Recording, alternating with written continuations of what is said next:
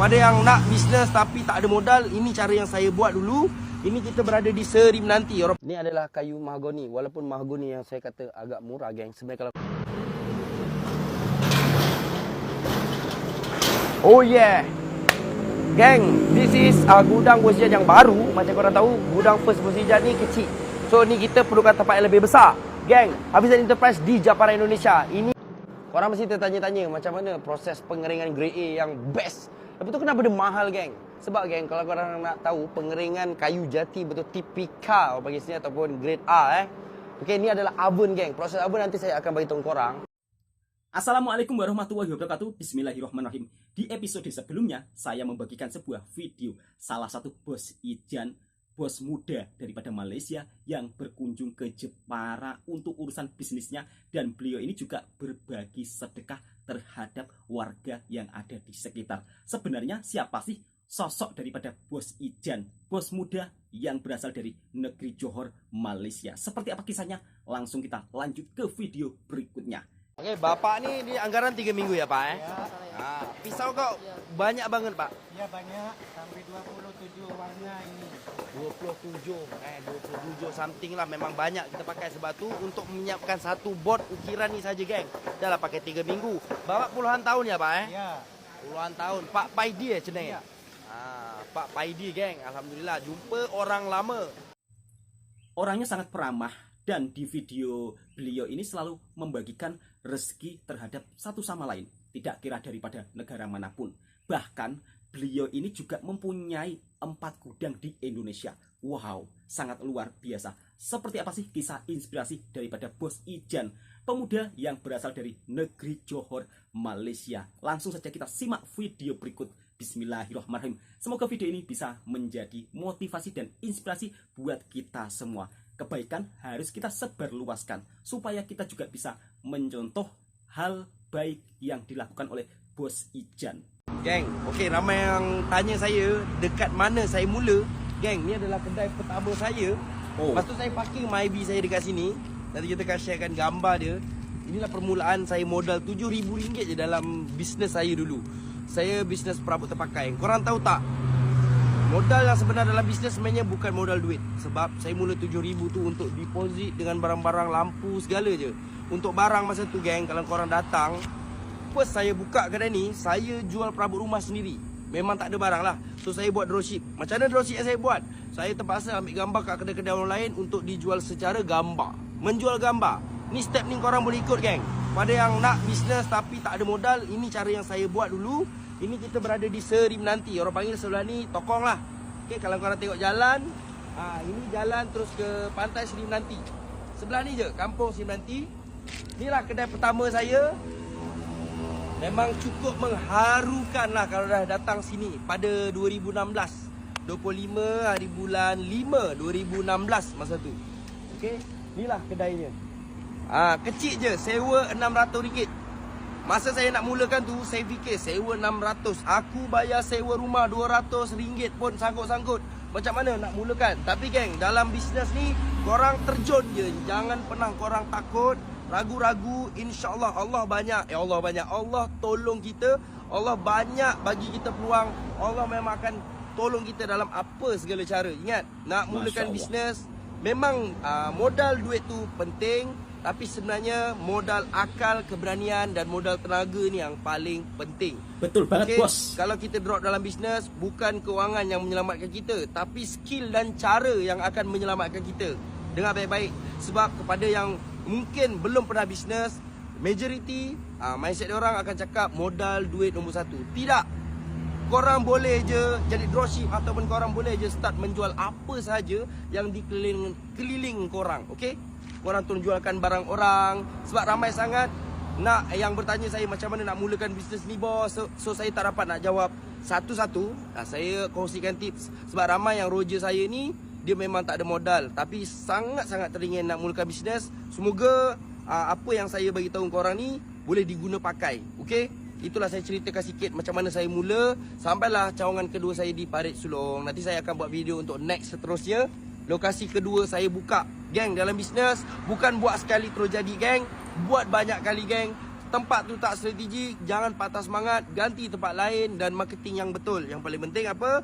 Jujur dengan customer, ikhlas menjual, niaga kerana Allah Ta'ala, dan tips yang paling penting, jualah barang yang boleh selesaikan masalah customer. Macam saya dulu perabot terpakai, sebab apa? Saya boleh menjual perabot kepada yang tak mampu, perabot baru mungkin mahal. Saya boleh meniaga perabot terpakai dengan harga yang murah. Dan sekarang Alhamdulillah daripada perabot terpakai sampailah, naiklah, ceritanya panjang kalau nak saya ceritakan. Okay, dekat sini lah. Ini hari Ahad, saya jalan-jalan dengan wife saya, ingat balik kedai lama, nostalgia lama. Nak jalan-jalan lah tempat kita orang, time kita orang susah dulu, mula dekat mana. So hari ni kita spend time sikit. Hari Ahad, patutnya biasa hari Ahad ni saya memang dekat kedai, customer memang ramai. Tapi saya take time pagi ni, briefing, tunduk ke bawah, ingat balik dari mana kita mula. Jangan pernah kita lupa dengan apa yang kita ada ni, kita rasa kita good. No, jangan. Okay, sentiasalah beringat dan sentiasalah ingat macam mana kita nak mula. So dari situ kita akan rasa macam kita ni memang tak ada apa-apa. Bila saya tengok kedai ni, Allahu Akbar, tak sangka rezeki Allah. Tapi dari dulu memang saya terlalu percaya dengan rezeki Allah sebab luas. Ingat geng, susah bersifat sementara kalau kita ikhtiar dan cari cara. Okay, ini tips yang korang boleh pakai. InsyaAllah, minta maaf ada tersalah kata. Geng, sentiasa think positif dekat orang lain. Dekat apa segala yang korang nampak, ambil positif. Baru kita dapat result yang positif. Allah akan bantu kita secara positif. Yang keluar dari mulut kita tu doa yang Allah akan tolong hambanya. Kalau kita berkata negatif, Allah kabulkan doa kita. So, sentiasa cakap benda yang positif. Mintalah apa saja dengan Allah, bukan dengan orang. Okay, minta dengan Allah. Sudi menanti. Tapi masa ni perabot terpakai. Perabot terpakai lah kan, Singapore nama kedai ni. Bukan perabot baru terpakai murah, bukan Hafizan Enterprise.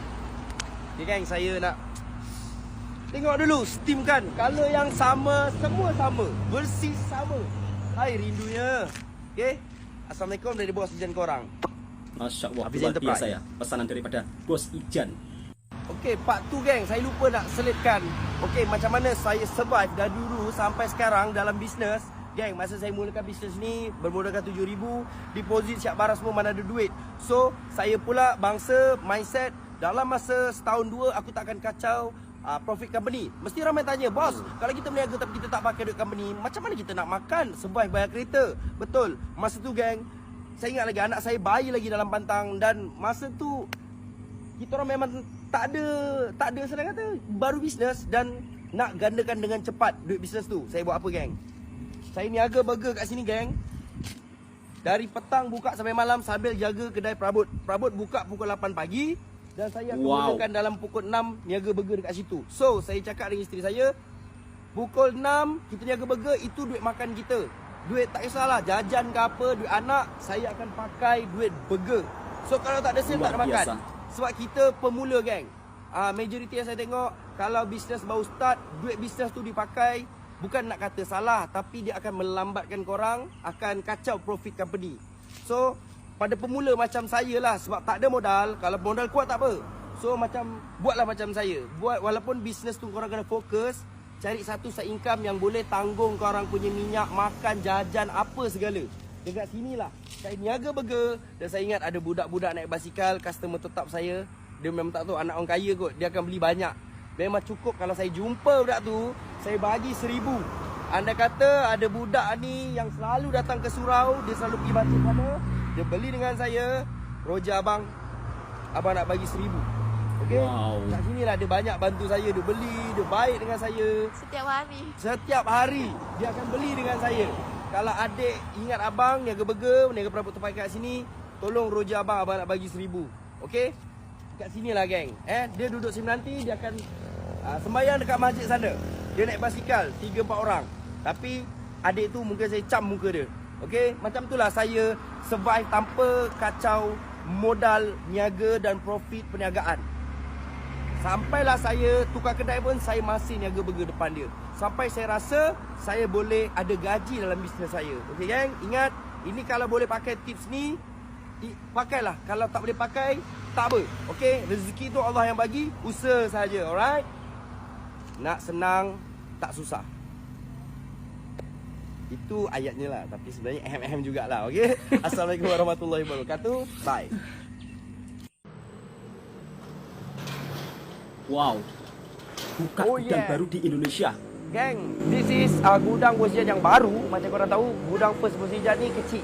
So ni kita perlukan tempat yang lebih besar. Geng, Hafizan Enterprise di Jepara Indonesia. Ini adalah gudang terbaru Bos Ijan. Macam korang tahu, Bos Ijan ada announcement dalam live. So, kenapa kosong Bos Ijan? Kita baru start buat production dekat sini. Macam biasa, makan masa untuk penuhkan tempat ni. Sebab tu, kenapa Bos Ijan perlukan tempat yang besar macam ni untuk grade A dan B? Sebab tu kalau korang tengok raya tahun ni, untuk grade A dan B tak banyak sangat. Walaupun banyak, kira tak banyak lah tu. Permintaan grade A dekat kedai Bos Ijan sangat banyak. Sebab tu, Bos Ijan perlukan tempat lagi besar. Lagi satu, grade A dan B ni perlukan proses pengeringan dan finishing yang memang lama. Makan ruang. Okay? So, kenapa Bos Ijan banyak je property Bos Ijan? Macam korang tahu, kedai Bos Ijan banyakkan barang grade C dan D. Tapi turun-sul. Kenapa banyak barang grade C dan D? Bos Ijan kebanyakan pajak dengan gudang-gudang dekat Jepara. Toke-toke besar dekat sini. Bos Ijan ambil saja, untung sikit apa janji lepas. Bos Ijan ulang-ulang cakap dalam live Bos Ijan. Untung Bos sikit Ijan ada janji lepas. 2 gudang, iaitu sana dan sini. Dan pajak 4 gudang. Okey, pajak 4 gudang. Di Okey, di Indonesia. Zabilan Enterprise, Pet Nombor Tepat. Geng, ready untuk raya tahun depan. Kita Luar biasa, akan Soul! Oh yeah. Korang mesti tertanya-tanya macam mana proses pengeringan grade A yang best. Lepas tu kenapa dia mahal, geng? Sebab geng, kalau korang nak tahu pengeringan kayu jati betul tipikal orang panggil sini ataupun grade A Okey, ni adalah oven, geng. Proses oven nanti saya akan bagi tahu korang. Yang mahalnya, geng, kat sini bukan kos yang murah, geng. Bukan kos yang murah. Kau tengok suhu dia, geng. Ni. Okey, ni proses pengeringan lepas di plot di papan. Ini adalah grade A, geng. Proses dia mengambil masa 20 hari. Korang imagine, Bos Ijan cakap, order grade A 3 bulan. Betul, 3 bulan. Salah satu belum jadi apa-apa kat sini pun dah 20 hari. Ini adalah oven, memang panas. Ini pun saya boleh masuk sebab baru start dipanaskan. Kalau korang masuk memang mendidih. Kalau dah lama lah 1 hari ke, dia dah on oven tu memang bapak panas gila. Okey, yang dekat sini pula dia akan diproses 3 hingga 7 hari untuk cek sambung-sambungan dia ni adalah the best atau tidak. Okey, yang paling lama adalah ni, proses pengeringan yang sangat mustahil. Sebab tu kalau grade rendah C, D, dia akan menggunakan proses matahari je, pengeringan matahari. Geng, kalau korang tak ada oven ni, korang nak sewa dia sewa dia 20 hari ataupun 15 hari, RM3,000. Nak sewa tempat ni je. Nak sewa penuhkan ni je, geng. Mahal geng, banget ya. proses pembuatan jati grade A ni tak ramai yang open benda ni, proses dia. Ni Bos Ijan bagi tahu korang kenapa grade A memang ada value dan mahal. Sekejap lagi Bos Ijan akan ceritakan tentang kayu. Macam mana nak bezakan grade A urat dia daripada pohon lagi. Okey, ni khas untuk semua geng-geng dan customer Bos Ijan yang mungkin tak faham dan tak ada penerangan yang jitu, penerangan yang detail tentang proses pembuat jati dan kos-kos dia, geng. Ini real di Hafizan Enterprise. Ilmu kongsi bersama. Tu je Bos Ijan nak cakap. Mantap Bos Ijan, ilmu kongsi bersama. Wow. Kisah inspirasi daripada Bos Ijan yang dulunya tidak punya apa-apa sekarang menjadi seorang pembisnis yang amat luar biasa. Bermodalkan hanya Rp7.000. Awal mula Bos Ijan bermaniaga perabot barang bekas. Kemudian sampai menjual burger untuk uang sampingan ya, atau untuk uang tepi kalau dalam bahasa Malaysia. Nah, sekarang Bos Ijan ini di Indonesia juga mempunyai 4 gudang perabot kayu. Luar biasa. Semoga kisah ini bisa memberikan motivasi dan inspirasi buat sahabatku barangkali ingin bermaniaga. Ingat, hidup ini senantiasa harus berusaha, berdoa. Jangan sampai kita hanya melakukan 1 kali saja kemudian menyerah, jangan. Bos Ijan juga berpesan ya, jangan hanya 1 kali saja langsung menyerah, tapi buatlah berkali-kali hingga menjadi sukses. Oke, buat sahabatku yang suka dengan video saya, silakan tekan tombol merahnya, subscribe, like, komen, bagikan ke teman-teman Anda. Semoga kisah inspirasi daripada Bos Ijan, salah satu pembisnis muda daripada Malaysia yang berasal dari negeri Johor, yang patut menjadi inspirasi buat kita semua. Assalamualaikum warahmatullahi wabarakatuh.